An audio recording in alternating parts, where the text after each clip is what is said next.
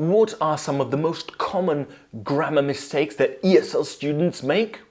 That's what we're going to talk about today. I'm going to show you exactly what these mistakes are and how to fix them. Hi, Adam Carson here and welcome. I'm super happy that you're here. Hopefully you can't hear the terrible music from next door. Now before we get started, I want to say that these mistakes are based on my experience with my students and they're not specific to any one particular group of speakers. More or less, everyone makes these mistakes. Right. Number one, uncountable nouns. Uncountable nouns are the type of nouns we use for things we don't count, simply put. Obvious. So things like tea, news, advice, knowledge, and so on. Now, because we don't count them, we don't use articles with them. So I can't say something like, I have a news about your situation. No. Instead, I should say, I have some news about your situation. Another one, and how could we fix this sentence? What do you think? I have an advice for you. Just add a piece of, and that's how you fix it. So, I have a piece of advice for you. So, I have a knowledge about this. No. I have some knowledge about this. Let's try another one.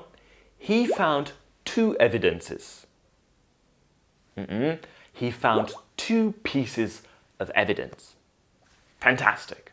Number two, subject-verb agreement. Now this means exactly what you think it means. In English, subject and verb must match when it comes to singular and plural forms. So words like this, that are singular, and these, those are their plural counterparts.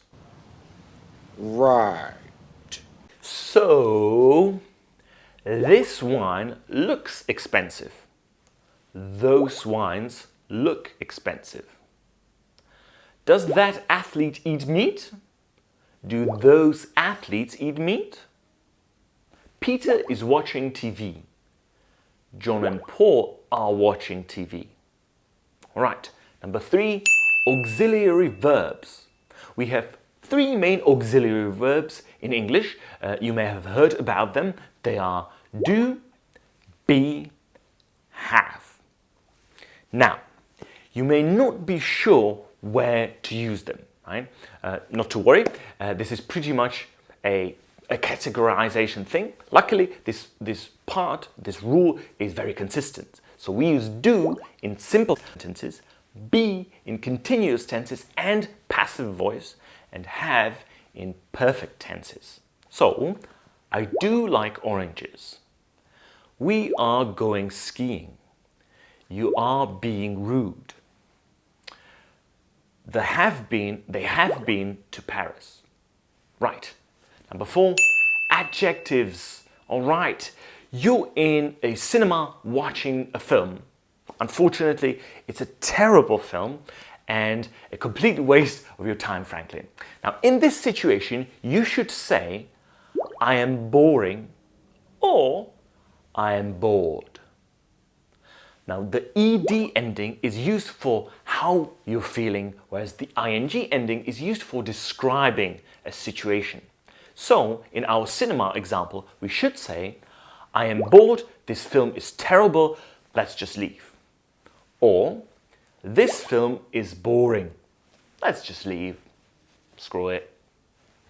Number five, past simple or present perfect. Now this is a super common problem. There is no shame in it whatsoever. So what's the big deal here, right? Typically, the structure isn't really the issue. The uncertainty is about when and where to use which and what, right? So the common explanation you'll find in books and such is that simple past is finished time and present perfect is unfinished time. Something started in the past and is still affecting the present now. Right. Although these definitions are true, they often go over students' heads. Or perhaps it's not hard to understand, but it's hard to implement. right? When you're talking to someone, it happens so quickly. You don't often have the time to wait in timelines and think about different concepts.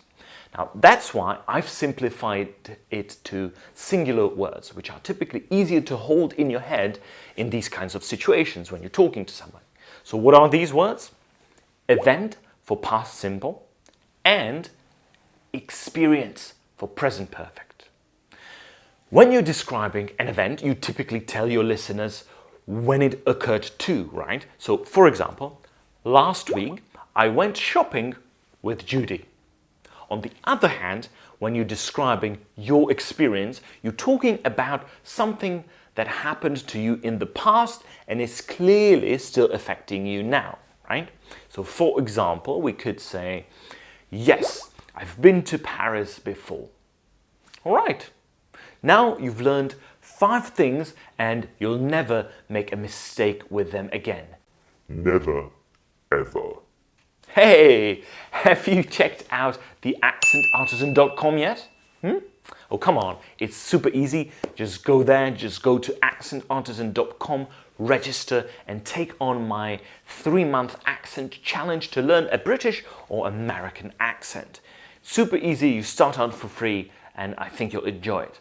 But that's it, that'll be it for today. If you found this video helpful, don't forget to like it. If you loved it, don't forget to subscribe, pretty please. And that'll be all. Thank you so much for your time. I'll be very happy to see you next time. Bye-bye.